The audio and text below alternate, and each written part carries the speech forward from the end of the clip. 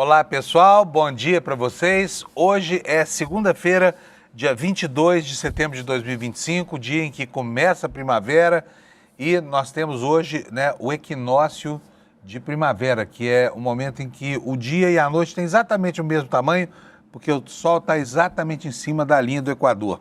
Além disso, nós temos um Brasil que fala, que falou, que deu ontem um recado alto e muito claro.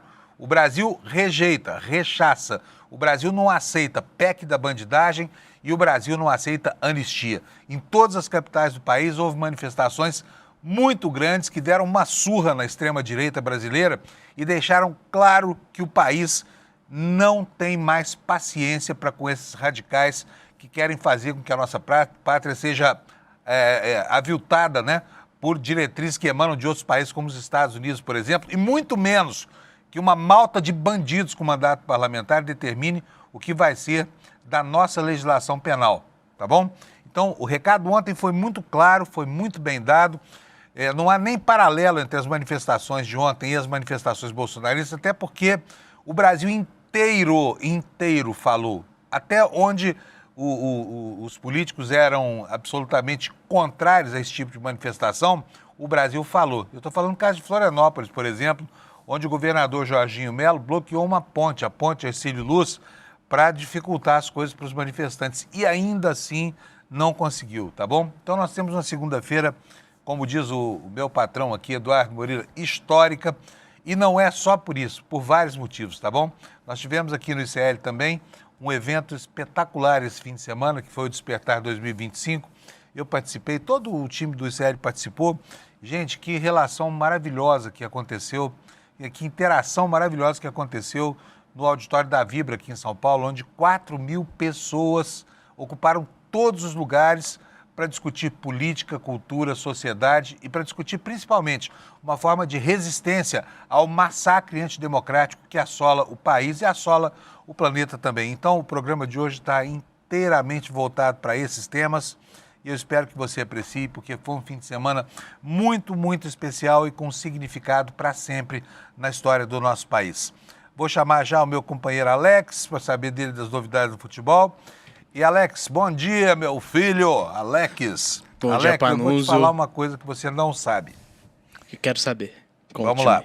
Você sabia que você ficou famoso pra caramba lá na Paulista ontem? Me perguntavam todo momento, cadê o Alex, cadê o Alex? E eu não sabia cadê o Alex. Você foi na passeata ontem, na manifestação? Sim, eu estava atrás de você lá no fundo, Panuso. Ah, você estava lá? E eu não vi você? Eu tô brincando. Eu tô brincando, eu tava na casa da minha namorada, eu tava descansando, mas eu tava acompanhando seu Instagram, no Instagram de todo mundo aqui do ICL, eu vi que tava lotado e eu tive um spoiler que eu vi que tinham algumas pessoas perguntando, eu fiquei muito lisonjeado e agradeço todo mundo. Na próxima, eu estarei junto com o Panuso pra gente registrar todos esses momentos. Eu, na ausência do Alex, registrei lá os protestos, tá? Porque houve protestos contra o Bananinha, houve protestos contra o fim enfim, contra a PEC da impunidade, enfim, houve protestos contra tudo, mas principalmente contra o fato de que o Alex não foi visto na Paulista ontem. Então, o senhor faça o favor de estar no próximo movimento, tá bom? Pode deixar, Panuso. O povo lá estava pedindo você. Alex, me conta, e o futebol, como é que foi esse fim de semana? Não teve jogo do Palmeiras não, né? Sim, teve um jogo muito importante no sábado, que foi 4-1, mas antes disso, vamos passar pelos outros jogos da rodada, Panuso, pela 24ª rodada. Vamos dizer que aqui há uma certa tendência pró-palmeirense, né, Alex? Sim, lembrando que é sem clubismo e 100% imparcialidade aqui meus comentários, Panuso. E sem fake news também, algo muito importante. Bom, isso é verdade. Quanto ao clubismo eu não garanto nada, mas os fake news não tem mesmo não. Vamos lá, Alex, hoje tem tabela cheia aí pra gente apresentar, né? Isso. Então, Panuso, nesse fim de semana tivemos a 24ª rodada e começou sábado com o Fluminense ganhando de 1-0 do Vitória, fora de casa. O Botafogo ganhou de 1-0 do Atlético Mineiro, jogando com um a menos, registrando quase o mesmo situação na final da Libertadores e conseguiu essa vitória importante. Lá no Ceará tivemos 1 e Bahia 1, um empate lá pro time que tá no meio da tabela entre os dois. O Palmeiras Palmeiras ganha de 4-1, Panuso, foi um grande resultado contra o Fortaleza. 2 gols do Andreas Pereira me deixou muito feliz. Eu fiquei um pouquinho triste com Panuso, que eu tava assistindo a novela e eu nem sabia que o jogo tinha começado. Eu fiquei muito triste. Mas aí eu consegui assistir um pouquinho depois do jogo, o final do primeiro tempo e o segundo completo. E ontem, Panuso, finalizando... Quer dizer, que é palmeirense e noveleiro ainda por cima, né? Sim, sou muito noveleiro. Fala, Certo.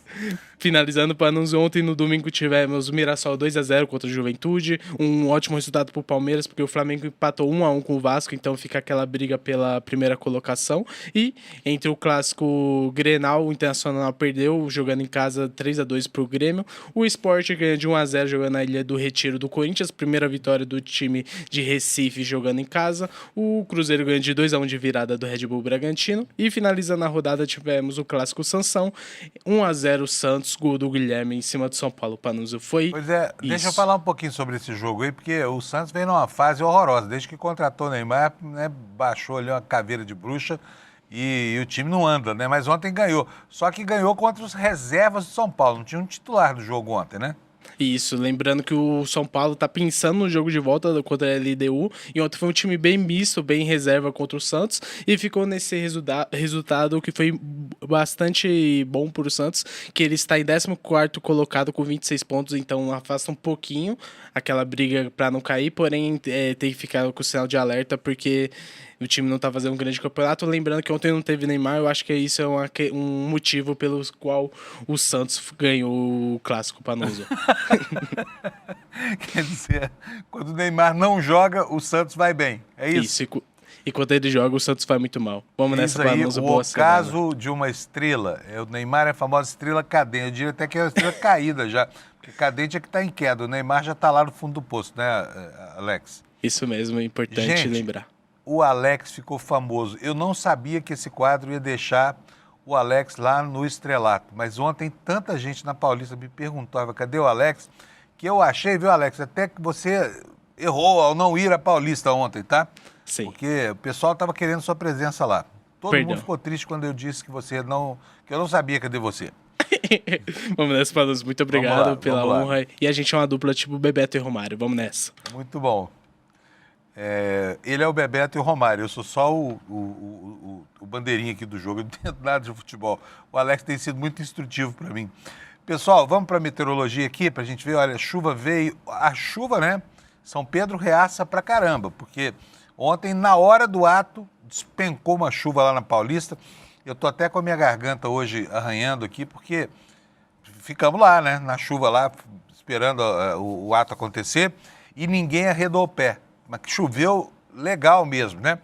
Ruim porque, enfim, isso fez com que o evento se dispersasse, mas no momento seguinte ele voltou de novo, né? As pessoas que foram procurar uma marquise, uma barraca, uma sombrinha, elas voltaram depois, né?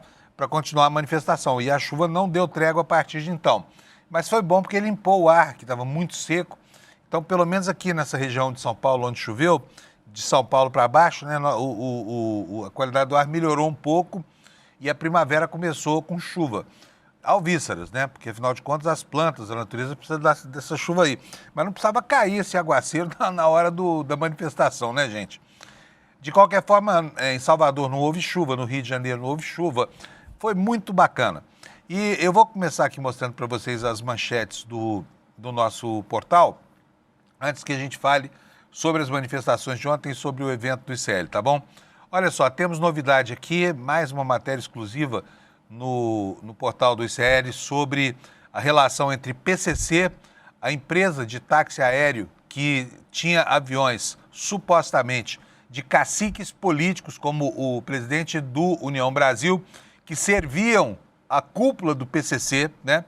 E olha aqui, olha, uma nova informação sobre o piloto Matosinhos, que documentou muito bem as coisas que tem dito sobre a relação estranha dessa empresa que se chama TAP, né? Táxi Aéreo Piracicaba, e esses barões da política e também o crime organizado. Dessa vez, a manchete nossa informa que o banco do PCC foi que pagou o salário do ex-piloto que testemunhou sobre Ciro Nogueira e Rueda. E o ICL Notícias teve acesso aos comprovantes, né? e os pagamentos foram realizados pelo BK Bank na conta do piloto Matosinho, tá? Segunda manchete, depois a gente entra em detalhes sobre cada um desses assuntos aqui. Os bolsonaristas, né, ontem choraram, foi um dia de choradeira incrível, né? Principalmente aqueles bolsonaristas que votaram a favor da PEC da bandidagem, tipo Nicolas Ferreira. Esses choraram muito mesmo. Mas, enfim, admitiram a goleada e agora estão culpando o lesa-pátria Eduardo Bolsonaro, grande traidor da pátria brasileira, pelas ações espevitadas que fizeram com que a direita brasileira entrasse em parafuso, né? E caísse esborrachada no chão das suas próprias contradições. Hoje, fiz até uma certa poesia aqui hoje, hein? Vamos para outras manchetes aqui. Havendo um evento sobre democracia lá nos Estados Unidos, idealizado pelo Brasil e pela Espanha. Adivinha quem é que falou, me inclua fora dessa? Estados Unidos, né? A ex-democracia americana, a ex-grande democracia, que na verdade era um tigre de papel, aquela democracia. Bom, temos mais aqui. No Despertar 2025, nós tivemos a presença de uma constelação de pessoas ilustres, né? Tivemos lá a ministra Marina Silva, que fez um alerta muito importante. Esse alerta está sintetizado aqui nessa manchete. Olha, a natureza já está no vermelho. Não é para daqui a mais alguns anos. Ela já está no vermelho, tá bom? João Cândido Portinari relembrou a história do pai Portinari lá no evento do ICL. E o Miguel Nicoleles falou sobre os perigos da inteligência artificial para o cérebro humano, né? Mudando o paradigma, para falar uma palavra complicada aqui, de cognição. Muito interessante a palestra do Nicoleles, tá? A gente vai ver isso tudo aqui durante o programa e eu vou começar aqui pela meteorologia, né? Não falei da meteorologia hoje, vamos ver como é que está o mapa do Brasil? Olha aí, teremos chuva no nortão do Mato Grosso e no sul do Pará, indo até o sudeste do estado do Amazonas, mas nós vamos ter chuva mesmo aqui embaixo, aqui, olha. Aliás, já estamos tendo, né? Olha quantos alertas, 1, 2, 3, 4, 5 alertas aqui. Vamos ver o que é o amarelinho, porque os outros todos são de queda de temperaturas, vendaval. Aliás, essa madrugada ventou pra caramba lá, né? Em casa fica aquele barulho de vento. Na persiana assim, eu já sei que o tempo o pau tá quebrando lá fora. Mas vamos lá, então, temos aqui, olha, um alerta de vendaval. Vamos detalhar esse alerta aqui para saber onde é que vai ser esse... onde é que tá? Olha, toda esta faixa amarela aqui, que não é pequena, hein? Ela vai desde a fronteira oeste do Brasil, Mato Grosso do Sul, descendo por São Paulo, Paraná e aí todos os estados do Sul. Ventos variando de 40 a 60 km por hora, com risco baixo de queda de galho de árvore, né? Então, assim, tempestade de vento, pé de vento, famoso pé de vento, tá? Vamos voltar aqui para o mapa da previsão, para a gente ver o que mais que tem aqui. Olha, temos aqui a queda de temperatura entre Paraná e São Paulo. Vamos ver de quanto que vai ser o declínio da temperatura, porque o frio está voltando depois do calorão do fim de semana, né? Como é que está aqui? Cadê o alerta aqui? Risco à saúde, alerta em 22/9/2025, iniciado às 0 horas. Não fala aqui qual é o gradiente térmico, mas enfim, nessa região toda, é uma região muito grande, vai voltar ao frio por alguns dias, né? E logo depois vem de novo o calor. E no sul, no extremo sul do país, mais uma vez aqui um outro alerta de temperatura. Vamos ver se o INMET fez aqui o favor para a gente dizer de quantos graus. Declínio maior do que 5 graus na temperatura no extremo sul do Rio Grande do Sul. Essa é a situação. Eu vou voltar aqui para a gente ver algumas temperaturas, como é que ficaram com a mudança do tempo, só para que a gente saiba como é que vai ser nas principais capitais estaduais o dia de hoje, tá bom? Então temos aqui, olha, o mapa da previsão para amanhã de hoje. Porto Alegre vai ter sol, temperatura vai de 11 a 19, em Florianópolis de 13 a 22, em Curitiba de 8 a 25, chove em toda essa região verde aqui, tá? E pode chover em toda esta área verde aqui também, que é ótimo, porque essa aqui é a área mais seca do Brasil, onde as umidades relativas do ar ficam muito baixas, expondo aí as pessoas ao risco de várias coisas, né? Infecções na árvore respiratória, etc, etc. Curitiba, temperatura baixa, geladeira do Brasil começou amanhã com 8 graus, vai até 25. Em São Paulo, a temperatura estava 17, vai até 26. No Rio de Janeiro, Gente, o Rio de Janeiro vai virar uma caldeira hoje, hein? A máxima esperada para hoje é de 42 graus. 42 graus. É preciso lembrar que os fluminenses, os cariocas mais especificamente, já estavam quase se acostumando, né, às temperaturas amenas desse inverno. Muita gente andou tirando casacos do armário, que estavam lá aguardando há muito tempo um friozinho. Desse ano saíram. E agora o calorão volta avassalador. De 19 graus na madrugada a 42 nas horas mais quentes do dia, hein? Em Vitória, a temperatura variando de 22 a 29, em Belo Horizonte de 18 a 35. Em Goiânia, teremos 22 de mínima e 31 de máxima. E em Brasília, 19 graus de mínima e 32 de máxima. Vamos ver aqui no Mato Grosso, a temperatura em Cuiabá vai a 36 e em Campo Grande a 28 graus Celsius. Essa é a previsão da meteorologia. Passemos, portanto, adiante ao noticiário, porque é ele que importa.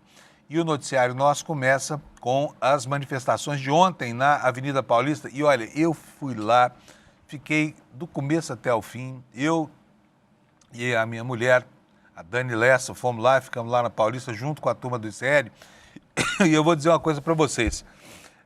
Eu me lembro de vários períodos da história com manifestações marcantes na Paulista, em que a presença de jornalistas lá era tida como uma afronta. Isso começou aí para 2013, onde jornalistas foram expulsos, foram banidos da Paulista, muitos deles com violência. Eu, inclusive, andei tomando lá umas caneladas na Avenida Paulista e fui salvo de uma refrega com os Black Bloc pelo Bruno Torturra, meu amigo, jornalista na época da Mídia Ninja. E ele tinha, os Black Bloc respeitavam a Mídia Ninja. E aí isso me livrou de tomar uma boa de uma surra lá na Paulista. Então, manifestação na Paulista é sempre uma coisa complicada, né? E nos últimos anos os jornalistas estavam numa posição muito ruim, pois dessa vez nós tivemos uma recepção tão calorosa. Eu fiquei encantado com o que aconteceu lá, a maneira como as pessoas tratavam a gente, sabe? Imagino que nós finalmente, né, reencontramos assim o caminho da empatia plena e justificada com a população. E a população reconhece agora que o jornalismo é uma instância de libertação e autonomia. Só isso explica tanto carinho ontem. Vocês vão ver aí em algumas imagens que eu captei com o meu telefone celular lá na Paulista, o acolhimento que a gente teve, tá? Foi muito legal, foi uma experiência muito bacana mesmo. O jornalista nunca espera isso e isso não é uma questão de vaidade pessoal nem nada disso, mas apenas de reconhecimento do nosso esforço profissional para que o país possa ter serenidade, tranquilidade, né, e encontrar o seu caminho. Agora, o jornalismo que se faz hoje, talvez isso seja a resposta para esse acolhimento, para essa acolhida, é um jornalismo muito diferente daquele jornalismo de 10 anos atrás, 12 anos atrás, né? No tempo lá em que houve as manifestações de 2013. É um jornalismo muito mais crítico, é um jornalismo muito mais exigente, com a honestidade intelectual. Então, o jornalista é beneficiário desse câmbio jornalístico que passou a existir em função da mudança do paradigma tecnológico, né? Que, enfim, permitiu a existência de empresas como o ICL, por exemplo, onde nós jornalistas podemos fazer aquilo que a gente deve fazer, em qualquer lugar. Mas aqui, o fato de não haver interesses comerciais e de haver um patrão que não intervém na linha editorial e nada disso, isso torna possível uma relação muito mais honesta e muito mais próxima, que agora está sendo reconhecida pelo nosso público, por você que está aí nos prestigiando com a sua audiência. Vou mostrar para vocês o primeiro vídeo. Eu queria mostrar o vídeo ICL. Por favor, Alex, põe aí na ponta da agulha, Anderson, para a gente poder mostrar como é que foi o dia na Paulista lá. Vamos ver então, gente, como é que foi a minha percepção da Paulista ontem. Roda para nós, por favor. Galera, aniversário do Deluca. Olha o tamanho da festa que fizeram. O pessoal veio todo pra minha festa.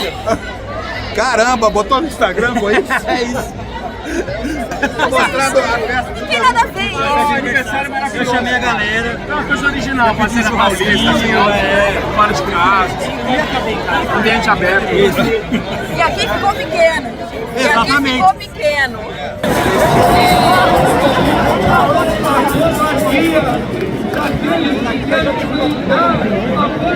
Por que você está tremendo? E eu tô nervoso de encontrar vocês, vocês são incríveis. Sem vocês a gente não seria nada. Imagina. A esquerda voltou a florescer nesse país, graças a vocês. Sim, né? Olha, parece Graças a vocês.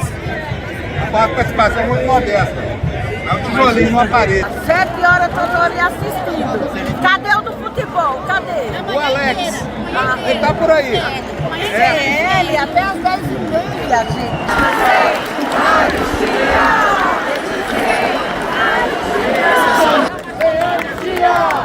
Sem perdão, eu quero ver o Bolsonaro na prisão. Sem anistia, sem perdão, eu quero ver o Bolsonaro na prisão.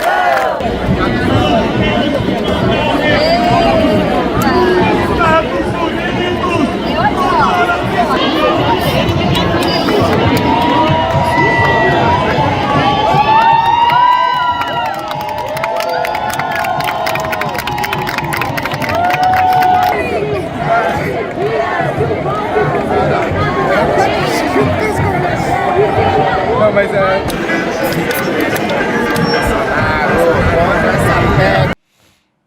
Vocês viram que festa bacana, gente? E olha, as pessoas não arredaram o pé. Elas ficaram lá, a chuva veio, foi até bom, estava quente, deu uma refrescada lá, mas estava muito apertado, viu?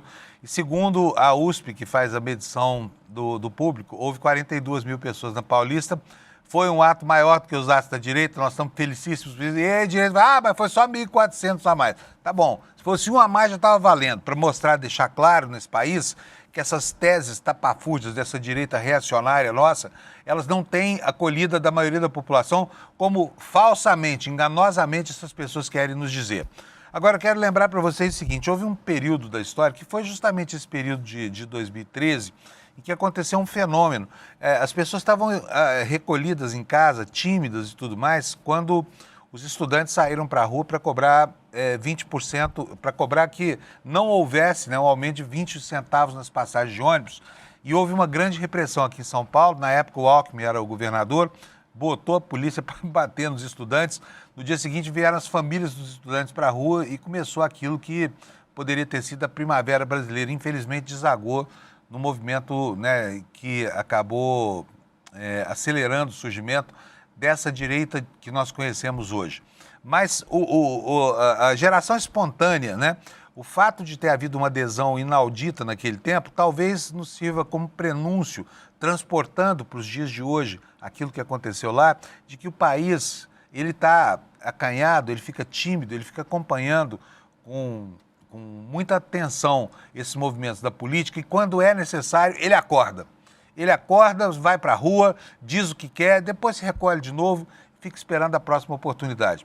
Mas as manifestações de ontem serviram para deixar muito claro a falácia de que a direita é a dona exclusiva da opinião pública brasileira. Não é, sabe, as teses que essa extrema-direita horrorosa vem defendendo causam repulsa na população, que ontem deixou claro que rechaça todas as sacanagens que estão sendo urdidas lá em Brasília. PEC da bandidagem, anistia para Bolsonaro. E aqui eu quero falar sobre algo que vai acontecer durante essa semana, fazendo aqui um hiato nessa história das manifestações, porque é o seguinte, repara bem o que é que vai acontecer, tá? Nós temos 3 golpistas no Brasil. Olha só, Michel Temer, golpista mor de 2017. Nós temos o Aécio, que foi aquele que contestou o resultado das eleições, dizendo que havia fraude, abrindo, né, a chance para argumentação golpista do Bolsonaro, que depois se seguiria, e o Paulinho da Força, que naquele momento da história era um estafeta do Aécio, estava a serviço dele. Então, esses 3 golpistas estão querendo substituir uma instituição chamada Supremo Tribunal Federal, a instância máxima da justiça do Brasil, que condenou as pessoas que fizeram o que fizeram, né, que tramaram o golpe de Estado de 2023, que efetivamente botaram insumos na rua, botaram meios na rua, botaram gente na rua, né, e só não conseguiram o golpe porque foram incompetentes ou porque faltou coragem, porque o golpe foi deflagrado. E o Supremo Tribunal Federal já reconheceu essa situação, julgou e condenou o primeiro grupo, né, o grupo dos 8 cabeças dessa história toda, a começar pelo Bolsonaro. Aí vem Michel Temer, de novo, sai das catacumbas, o pior presidente da história do Brasil, aquele que foi esquecido com tanta rapidez pela população que ninguém se lembra mais dos seus brocardos, das suas poesias sem graça, das suas mesóclises, de nada disso. E sempre que ele aparece é para nos dar uma má notícia, tá? A última vez que o Temer saiu da catacumba onde está enterrado lá, foi para interceder em benefício de Jair Bolsonaro, junto ao ministro Alexandre de Moraes, em 2021, quando o Bolsonaro disse que não respeitaria mais ordens judiciais de Alexandre de Moraes. Você se lembra disso? Pois é. Agora essa figura nefasta reaparece de novo para quê? Para tentar fazer com que os golpistas sejam anistiados, tá? Só que estão apresentando isso sob a forma indecorosa de um projeto de mudança do Código Penal para reduzir penas. E o quanto será reduzido dessas penas? Que agora o Paulinho da Força chama de projeto da dosimetria, tá? Eu tenho certeza absoluta que o coelho que vai sair dessa cartola não é um coelho bonito, tá? Que vai ser um monstrengo, um ornitorrinco talvez que vai sair dessa cartola aí, porque tudo pode acontecer, né? Fazendo com que os articuladores do golpe, as pessoas que depredaram patrimônio público, que quebraram a sede dos poderes, não sejam efetivamente punidos. E vai ficar muito ruim para o país substituir a sentença do Supremo Tribunal Federal pelas articulações espúrias dessa gente golpista. Por quê? Porque tem gente que foi apenado e já está na cadeia desde que foi preso no dia seguinte ao 8 de janeiro, desde o dia 9 de janeiro passado, né? E agora, quando chega a hora de botar os tubarões na cadeia, aparecem aí os grandes protetores da impunidade dos grandões que fazem tudo errado na nossa história, né? Então, vamos ficar com os olhos bem atentos. Quando o Temer aparece, nunca é notícia boa. Desculpa aqui, mas a garganta ontem com a chuva, né, deu uma pegadinha e hoje esse estrago aqui nessa hora cheia de tanto blá, blá, blá, acaba aparecendo, tá bom? Mas é isso. Preste atenção a isso. Onde tem Temer, onde tem Aécio, tem golpe. O cheiro do golpe está no ar e quando não tem golpe, tem uma intervenção em benefício de golpista. Porque a essência deles é uma essência golpista. Então você vai ficar muito atento a esses movimentos aí, tá bom? Vamos continuar falando sobre as manifestações. Quero mostrar para vocês o que aconteceu lá em Florianópolis. Florianópolis, como se sabe, capital de Santa Catarina, é governada por um sujeito chamado Jorginho Melo, um governador que é bolsonarista raiz e que não poupa esforço para sabotar movimentos populares. Ontem, por exemplo, eu tenho até aqui na minha tela, vou mostrar para vocês aqui uma foto que a minha prima Aglaia me mandou, e eu achei um absurdo isso aqui e quero compartilhar com vocês. Para dificultar as coisas para os manifestantes ontem, olha só o que o Jorginho Melo fez. Mandou a polícia dele fechar a ponte Hercílio Luz, tá? O Afrânio Bopré escreveu aí no Instagram, olha, a ponte Hercílio Luz, aberta todo domingo, está fechada pela PM. O governador Jorginho quer boicotar manifestações contra a PEC da bandidagem? Pergunta ele. Vou cobrar explicações do comando da PM.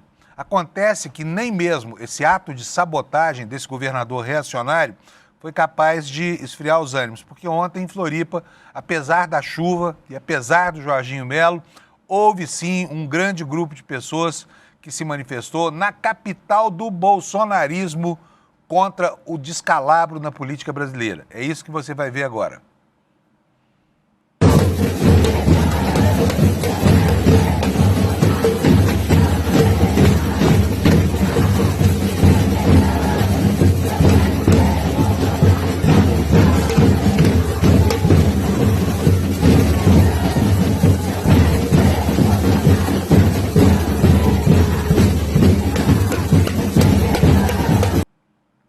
Então está aí o registro, a sabotagem do Jorginho Melo não funcionou, as pessoas foram para a rua lá se manifestar, como você viu, era um estado de onde não se esperava nada, né? E acabou acontecendo essa bela manifestação aí, o pessoal de lá foi enfrentar a chuva na rua para deixar marcada a sua indignação com os descalabros da política. Agora, olha, bonito mesmo foi lá em Copacabana, né? No Rio de Janeiro. Foi um ato espetacular, um ato cheio de gente, mais de 42 mil pessoas assistindo e a adesão de muitos artistas que se lembraram da responsabilidade que a sua popularidade enseja e do papel político que a cultura brasileira teve em todos os momentos de gravidade registrados ao longo da história, né? Vamos ver um trechinho lá de Copacabana, como foi, com Chico, Gil, Djavan e uma série de outras estrelas dividindo o palco da democracia.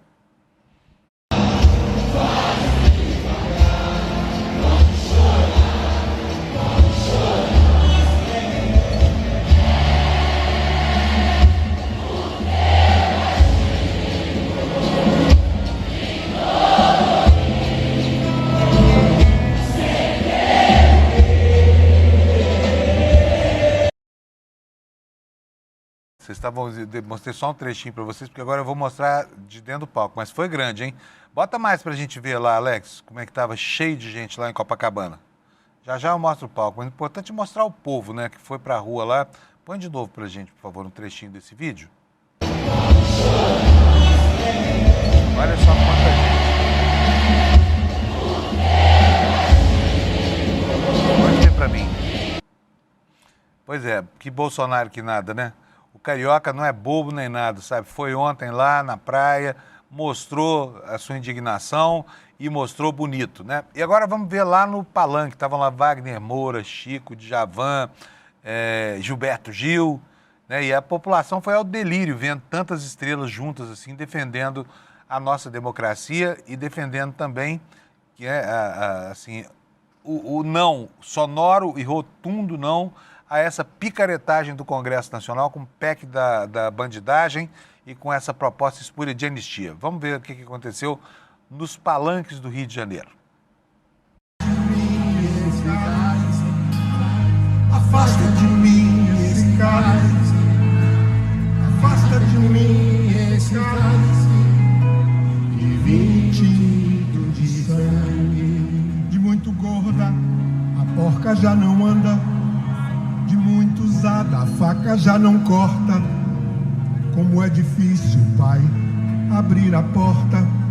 Essa palavra presa na garganta. Esse pileque homérico no mundo. De que adianta ter boa vontade? Mesmo calado o peito resta a cuca dos bêbados do centro da cidade, pai. Afasta de mim esse cálice, pai. Afasta de mim esse cálice. Afasta de mim esse cálice de vinho tinto de sangue. Talvez o mundo não seja pequeno, nem seja a vida um fato consumado. Quero inventar o meu próprio pecado. Bonito, né, gente? Olha, em Salvador, também a mesma coisa repetiu. Salvador foi gigante a manifestação lá, Daniela Mercury no palco, estava maravilhoso lá em Salvador, super animado com tudo que os baianos fazem. Vamos olhar um trechinho de o que aconteceu lá em Salvador? Vamos, Alex, por favor. Tá proibido o carnaval, esse país tropical. Tá proibido o carnaval, mas não proíbe a democracia, a gente faz o quê? Tomei na rua, Parece carnaval, né? Parecia carnaval lá em Salvador, né? Gente, agora vamos mostrar o que aconteceu lá em Brasília. Brasília também teve uma grande manifestação, aconteceu no eixo monumental, né? Próximo à Biblioteca Nacional e ao Museu Nacional. E foi legal pra caramba também, muita gente lá e muita alegria. E quem que estava lá? Estava lá o líder do PT, o Lindbergh, que ficou encantado com o que viu lá. Mostra pra gente, por favor, Alex. Pessoal, hoje é o dia de enterrar essa PEC da bandidagem, sem anistia, sem revisão de penas para Bolsonaro. Ó, pessoal, hoje é o dia da virada do povo. Aqui em Brasília é a maior manifestação que acontece em Brasília há muito tempo. Vamos lá, pessoal! Sem anistia! Sem anistia! Sem anistia! Sem anistia! Olha, eu vou agora pro Rio, 14 horas, anistia! E MASP em São Paulo, 14 horas! Cobrando aqui o primeiro VT, porque tem muita gente que está chegando agora aqui na audiência do jornal, Eu quero mostrar para vocês, eu vou pedir para o Anderson botar no ponto para a gente o VT do ICL aí, para falar, falei da acolhida aqui agora, muito grato, o do ICL, Alex, por favor. Fiquei muito grato, fazia muito tempo que não experimentava essa sensação de ser bem recebido, né? Porque nos últimos tempos, assim, o jornalismo brasileiro se comportou tão mal ao longo das últimas décadas aí, desde o Collor. Aliás, o jornalismo brasileiro tem falhas terríveis aqui. E eu estou falando que o jornalismo brasileiro é o jornalismo empresarial brasileiro, tá?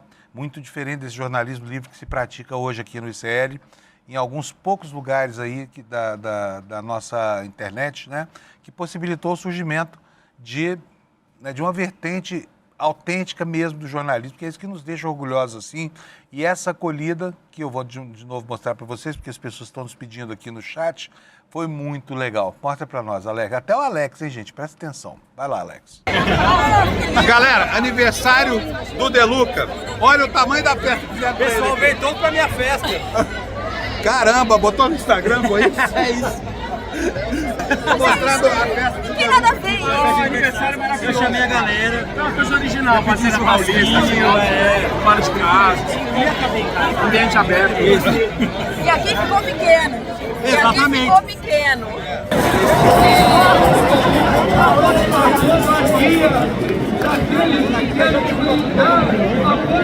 Por que você está tremendo? Porque eu tô nervoso de encontrar vocês são incríveis.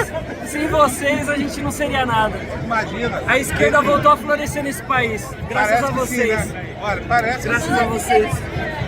Uma participação muito modesta. É um tijolinho numa parede. 7 horas eu tô ali assistindo. Cadê o do futebol? Cadê? O Alex, ele tá por aí. É ele, até as 10h30, gente.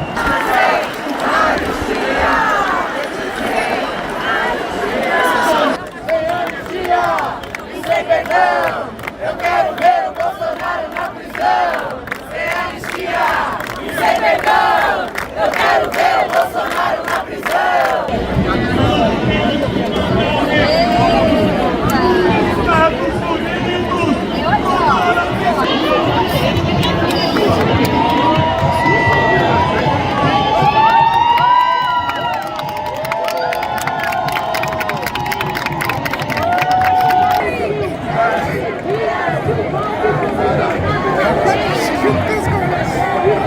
Não, mas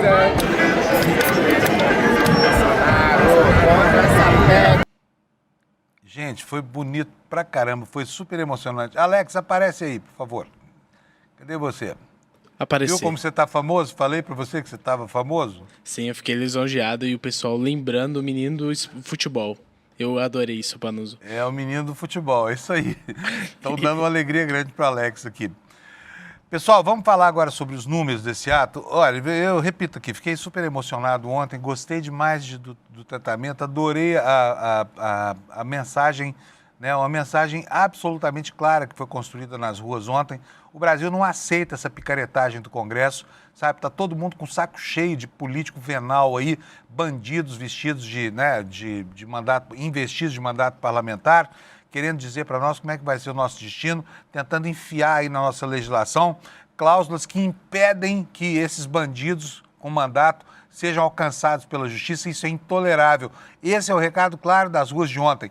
E esta semana, depois dessa manifestação, tenho certeza absoluta que as convicções que já estavam cristalizadas lá no Senado da República, que é a Casa Revisora, vão fazer com que essa excrescência chamada PEC da bandidagem seja enterrada, tá? E com relação à anistia, vamos ver o que os golpistas aí estão ensaiando para tentar livrar a cara do condenado Jair Messias Bolsonaro, tá? Agora vamos falar de números, dos atos, vamos lá? Vamos saber como é que foi a contabilidade? Foi bonito pra caramba, olha, deixou os atos bolsonaristas no chinelo. Rio, São Paulo e outras 22 capitais, tá? Praticamente todo o Brasil teve manifestações numerosas ontem contra isso que está acontecendo lá em Brasília, e isso está aqui na nossa manchete. Olha, a USP que faz, né, a auditoria dessas presenças diz o seguinte, olha, ato na Paulista teve 42 mil pessoas, em Copacabana, aqui está 41 mil, mas foram 41.800 pessoas, sabe? Foram quase 42 mil lá no Rio de Janeiro, né?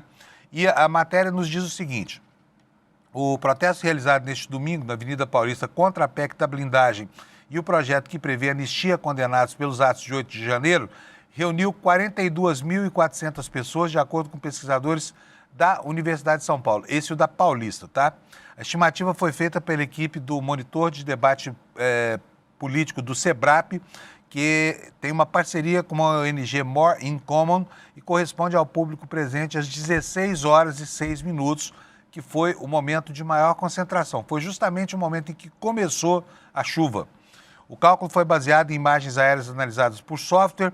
Considerando a margem de erro, o número de participantes variou entre 37.300 e 47.500. Eu estava lá no meio da confusão toda e posso dizer para vocês que estava bastante densa, né, a manifestação. A gente mal conseguia se mexer ali, estava apertadinho, todo mundo queria chegar perto do palanque. Uma nota negativa da manifestação de ontem foi que só havia aqui em São Paulo um carro de som, então foi difícil para quem estava um pouco mais afastado ouvir os discursos das pessoas que passavam lá pelo palanque, né, que foi armado. Então, os próximos atos tem que ter, é que esse ato foi um ato meio de improviso, né, mas os próximos tem que ter uma retaguarda melhor, tá, para que as pessoas possam ter mais volume de voz, para que todo mundo possa ouvir o que estão falando das estrelas que estavam lá no palco, né? No Rio de Janeiro, o público compareceu à praia de Copacabana, foi estimado em 41.800 pessoas, também de acordo com o Monitor do Debate Político. Ato que começou em torno das 14, mais as apresentações musicais de Caetano, Chico Buarque, Gil, Djavan, Ivan Lins, Marina Sena e Companhia Limitada, Maria Gadu, começaram em torno das 16 horas. Portanto, né, houve 2 horas de preparação aí para a chegada da multidão. A margem de erro desse levantamento é de 12%, significa que o número lá no Rio pode ter ido de 36.800 até 46.800 pessoas dos momentos de pico. Contagem feita a partir de fotos aéreas, uma vez mais, que são analisadas com software de inteligência artificial. Para efeito de comparação, a manifestação realizada em São Paulo, em 7 de setembro, por apoiadores do Bozo, né, em defesa da anistia, reuniu 42.200 pessoas, segundo a mesma metodologia. E aqui uma explicação sobre como é que a USP mede a frequência desses atos. As fotos aéreas foram tiradas em 4 horários, que foram os seguintes: 14h10, 14h45, 15h22 e 16h06. No horário de pico, às 16 horas, 11 imagens cobriram toda a extensão do ato, sem haver sobreposição. A contagem utilizou o método Point-to-Point Network, chama P2P-Net, desenvolvido por pesquisadores da Universidade de Zhejiang, na China, e da empresa Tencent. O software, treinado com base em dados da Universidade de Xangai e da USP, identifica e marca automaticamente as cabeças das pessoas nas imagens, usando a inteligência artificial para estimar o número total de participantes. O sistema tem uma precisão de 72,9% e uma acurácia de 69,5%, uma margem de erro média de 12%, que significa que um público estimado em 100 mil pessoas, ele pode variar de 88 mil até 112 mil pessoas, tá bom? E, bom, essa matéria do G1 eu vou passar direto por ela, porque a gente já falou bastante. Agora quero mostrar para vocês uma matéria da Folha de São Paulo, a Folha fazendo aqui uma comparação entre as manifestações promovidas pela esquerda e as manifestações bolsonaristas aí na véspera do processo de julgamento, né? E aqui logo no intertítulo a Folha já crava que, sem protagonismo do PT e de figuras do governo, a manifestação conseguiu virar o jogo narrativo sobre a blindagem e a anistia no WhatsApp. É quase como se não houvesse liderança, uma liderança atomizada, mas é muito diferente dos atos de 2013, quando ali de fato não havia liderança, porque aqui há sim uma vinculação política. E a diferença mais marcante para aquilo que houve em 2013 foi o fato de que os partidos políticos lá para trás, 12 anos atrás, foram expulsos da Paulista na marra. Eles até tentaram participar, mas não conseguiram. E agora não. Agora a população chama os partidos políticos para que assumam uma posição e digam a que vieram lá no Congresso Nacional. Portanto, dessa vez, apesar das críticas à má política, este foi um movimento orgânico, foi um movimento institucional, ao contrário daquele que foi um movimento antissistema e não institucional, tá bom? Então, o que nos diz aqui a matéria da Folha de São Paulo? Na última terça-feira, 16, a Câmara dos Deputados aprovou a chamada PEC da blindagem. Aqui a Folha fala PEC das prerrogativas, mas o nome que ficou, pela qual essa PEC ficou famosa, foi PEC da bandidagem mesmo. Então é esse que a gente vai usar aqui, que altera a Constituição para exigir autorização do Congresso antes que parlamentares possam ser investigados criminalmente pelo Supremo. A votação contou com o apoio de 8 deputados do PT, que garantiu a vitória do projeto em desacordo com a orientação oficial da bancada, o que gerou polêmica e fortes críticas nas redes sociais. Aliás, tenha santa paciência, tá? Esse pessoal do PT que votou a favor dessa emenda precisa sofrer as consequências, tá? Isso é um absurdo. Se já é um absurdo nesse tema de direito, imagina um partido de massa, um partido da classe trabalhadora, sabe? Não tem cabimento, concordo? Bom, vamos lá. No dia seguinte, 17 à noite, os deputados aprovaram o requerimento de urgência para anistia aos condenados pela tentativa de golpe do 8 de janeiro. Na esteira dessas decisões, iniciou-se uma mobilização nas redes sociais por frentes de esquerda para convocar manifestações contra a anistia e contra a PEC da blindagem. No monitoramento em mais de 100 mil grupos públicos de WhatsApp feito em tempo real pela Palver, foi possível identificar as convocações para as manifestações do dia 21 de setembro, que elas começaram já na quinta-feira, dia 18, portanto apenas 3 dias antes, né? O ato ocorreu 2 semanas depois da mobilização do 7 de setembro, organizado pela direita bolsonarista em defesa da anistia e rapidamente ganhou tração digital. As mensagens circularam em crescimento ao longo do fim de semana, impulsionadas pela ampla divulgação dos shows de Chico Buarque, Caetano, Gilberto Gil, na manifestação do Rio de Janeiro, que se tornaram um dos principais chamarizes para a adesão popular. Até às 18 horas do dia 21, o engajamento nos grupos públicos de WhatsApp em torno da manifestação contra a anistia superou o registrado dos atos bolsonaristas de 7 de setembro. A cada 1.000 mensagens trocadas, cerca de 865, 86,5%, faziam referência às convocações e comentários sobre o protesto do dia 21 contra 724 durante as mobilizações da direita 2 semanas antes. O principal impulso para esse crescimento foi o avanço da PEC da bandidagem, que aqui a Folha insiste em chamar de PEC da blindagem, interpretado em grupos menos politizados como um avanço da impunidade, com termos como bandidagem e corrupção circulando amplamente pelas mensagens. E aqui, pessoal, aqui a gente tem que prestar atenção a uma coisa. Nós entramos o ano com o governo tomando uma surra, uma goleada nas redes sociais por conta da atuação de uma direita que usava, sem nenhum limite moral ou ético, né, todo o potencial de comunicação das redes sociais. Até aí, a esquerda estava apanhando porque não havia conseguido ainda encontrar o método, a técnica, né? E, obviamente, porque não lança mão de alguns expedientes que essa direita usa, como, por exemplo, produção de fake news. Vocês se lembram que a campanha contra a fiscalização do Pix, ela foi rechaçada por conta de um vídeo completamente falso feito por esse estrupício chamado Nicolas Ferreira, o moleque parlamentar, né? E até aquele momento o governo estava nas cordas. Olha só o tamanho da virada agora, não estou falando do governo, porque esse não foi um movimento governamental, esse foi um movimento popular, de fato. Mas, enfim, todas as pessoas que se identificavam com o pensamento ou com o campo progressista estavam acuadas, né, por uma direita que fazia uma atuação sistemática nas redes sociais. Parece que isso acabou. Já faz alguns meses que a direita parece desnorteada e perdida. E a esquerda conseguiu, sim, entender a técnica e está usando muito bem as redes sociais. E o que é mais importante de tudo, sem lançar mão de artifícios como notícias falsas ou de técnicas de manipulação pavloviana, né? Não existe lavagem cerebral, existe um chamamento ao despertar da consciência, né? E é o que está acontecendo no Brasil. Isso favorece a compreensão do momento político e provoca genuinamente a eclosão de movimentos de contestação popular, que foi o que aconteceu nesse fim de semana. E são movimentos muito densos, tá?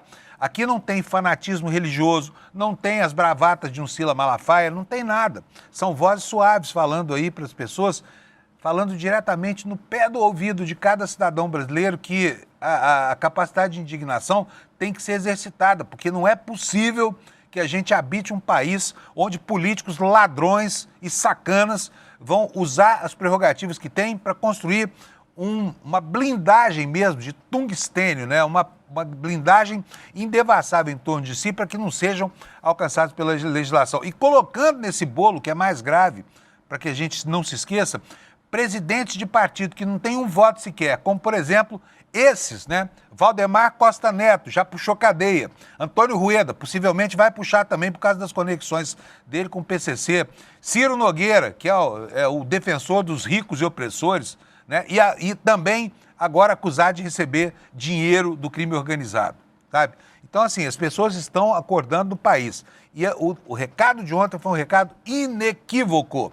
Não brinquem com a opinião pública brasileira. Ela sabe reagir. E quando ela é chamada a reagir e percebe a gravidade, ela vai, comparece e faz o que fez ontem.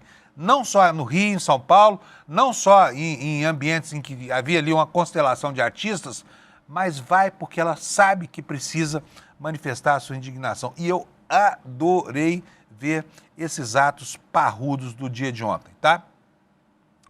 Olha, o bolsonarismo agora, vamos falar do que está acontecendo lá do outro lado do muro. Os caras estão pé da vida. Por quê? Porque viram que perderam, sabe? Perdeu mané, numa mola. Está aqui no G1 de hoje, olha aqui uma matéria da redação do G1 dizendo: atos contra blindagem e anistia deixam a Câmara exposta e o bolsonarismo admite o tiro no pé. Porque, como parece óbvio, né? Essa campanha infamante contra o país calou fundo na alma do povo brasileiro. O que nos diz aqui o G1? As manifestações de domingo 21 contra a proposta de emenda à Constituição que blinda parlamentares de processos e a anistia deixaram a Câmara dos Deputados exposta. Os atos que aconteceram em todas as capitais foram uma resposta à aprovação da PEC da blindagem aqui. Vou falar de novo, PEC da bandidagem e da urgência do projeto de lei da anistia. Essas votações, por sua vez, foram pautadas pelo presidente da Câmara, Hugo Mota, esse sujeito que fez acordo com Deus e com o diabo, acende uma vela para Deus e outra para o diabo, né, do Republicanos da Paraíba, para cumprir um acordo firmado com bolsonaristas e com o Centrão, que em agosto fizeram um motim e tomaram as mesas de diretores da Câmara e do Senado em protesto contra a prisão do ex-presidente Jair Bolsonaro. Acordo esse alinhavado por quem? Pelo assistente do capeta, Arthur Lira, do PP de Alagoas, expoente do Centrão, ex-presidente da Câmara, fiador do mandato de Mota no comando da casa. Eu diria até que ele é o titiriteiro do Mota, né? Titiriteiro é o sujeito que manipula o boneco de ventríloco, né? Então, o titiriteiro Arthur Lira e o títere Hugo Mota, o seu bonequinho. Os bolsonaristas, por sua vez, querem anistiar Bolsonaro. Os grupos, então, resolveram juntar forças e, na semana passada, conseguiram pautar tanto a PEC quanto a urgência para anistia, o que permite que o tema vá direto à votação em plenário, sem passar pelas comissões. A repercussão negativa das aprovações, entretanto, tirou qualquer chance de a PEC da blindagem ser aprovada no Senado, pelo menos por hora. Mesmo senadores que, em reservado, diziam não saber como se posicionariam, agora dão como certo que votarão contra. Portanto, o efeito político que se pretendia foi alcançado. Além disso, mostrou que a ideia de atrelar a tramitação da anistia à blindagem foi, nas palavras de um aliado de Bolsonaro, um tiro no pé. Isso porque não só os dois projetos correm agora risco de serem enterrados, caso da PEC, e enfraquecido, no caso da anistia, mas também porque deixou de herança o desgaste de tentar aprovar duas medidas amplamente impopulares, além do carimbo de que a direita patrocinou o movimento de blindagem a parlamentares, que foi ver, não só parlamentares, hein? Relembro aqui, presidente de partido. Agora quero mostrar para vocês uma diferença muito grande entre esse ato e o ato reacionário da extrema-direita. Essa bandeirona que está aí, nesse momento da foto, eu estava embaixo dessa bandeira aí, tá? Obviamente que a foto não foi tirada para que eu aparecesse lá embaixo da bandeira, não é nada disso. Mas a presença dessa bandeira foi algo muito importante. Não é a bandeira dos Estados Unidos, não é a bandeira de Israel, é a bandeira do Brasil. E ontem era muito fácil perceber naquela manifestação a ocorrência de gente que resolveu criar coragem e botar lá a camisa da seleção, a camisa verde e amarela. Uma tentativa de resgatar, né, essa apropriação indébita das cores nacionais por um movimento neofascista da extrema-direita, o verde e o amarelo, né? Eu confesso para vocês que até pensei em fazer isso, mas depois não tive coragem, sabe? Faltou coragem. Mas hoje estou aqui, ó, de camisa amarela, tá vendo só? É uma alusão a essas cores da pátria. Então, assim, as pessoas estão começando a perder o medo de usar de novo o verde e o amarelo, as cores da pátria, e é provável que daqui a pouco a gente consiga ter de volta, né, o direito de portar as cores da bandeira no uniforme da seleção ou na roupa do jeito que a gente bem entender, sem ser estigmatizado como bolsonarista, como se os bolsonaristas fossem os donos dos símbolos da nacionalidade, né? E a ocorrência de uma manifestação como essa, em que a bandeira é a bandeira do Brasil, né, repõe as coisas no lugar, tá bom? Vamos continuar aqui. Olha, ainda falando sobre isso, e hoje já são 55, eu ainda vou ter que falar do Lula, porque o Lula foi para os Estados Unidos, amanhã ele vai discursar lá na Assembleia Geral da ONU, e ele é esperado lá ansiosamente pelo mundo inteiro, né? Porque ele abre a Assembleia Geral da ONU, o Brasil todo ano abre a Assembleia Geral da ONU e logo depois fala o presidente dos Estados Unidos, o que faz antever um embate de ideias, né, entre um defensor genuíno da liberdade e do respeito à democracia e um detrator da democracia, que é o atual presidente dos Estados Unidos. Mas olha, só para você ficar tranquilo, Lula está aqui combinando com o Alcolumbre barrar a PEC da blindagem. E com relação à anistia, gente, aí vamos ver. Eu, pessoalmente, sou totalmente contra essa redução de penas aí. Acho que golpista tem que apodrecer na cadeia mesmo, até para que outros lá na frente não tentem a mesma brincadeira, tá bom? Infelizmente, eu não vou ter muito tempo para falar sobre isso aqui, mas eu preciso dizer para vocês sobre essa história da Assembleia Geral da ONU. Espera aí que eu vou achar aqui a notícia que eu separei para vocês, porque vai ser muito importante isso que vai acontecer lá nos Estados Unidos enfim, vou dar aqui a notícia rapidinho para vocês, porque é o seguinte, ela prescinde de matéria aqui. O Lula fala amanhã, né, o discurso dele já está pronto, ele já está lá nos Estados Unidos, hoje será um dia de articulações lá bilaterais e amanhã nós não podemos perder, porque vai ser talvez o embate do século, né? Desde 1948, quando foi criada a Organização das Nações Unidas, o Brasil abre a Assembleia e logo depois dele os Estados Unidos discursam. E aí nós vamos ter então esse embate entre a democracia sólida no Brasil como uma lição para o mundo e a democracia decadente dos Estados Unidos como uma lição para o mundo do que não fazer, né, da tibieza com que enfrentou as suas contradições lá nos Estados Unidos, tá bom? É isso aí. Olha só, e já teve um primeiro evento lá, está aqui na capa do Brasil de Fato, um evento sobre democracia em Nova York, idealizado por Brasil e pela Espanha. E quem foi que não participou? Adivinha? Estados Unidos, né? O presidente dos Estados Unidos, Donald Trump, não foi chamado para a segunda edição do evento Democracia Sempre, que acontece na próxima quarta-feira, 24.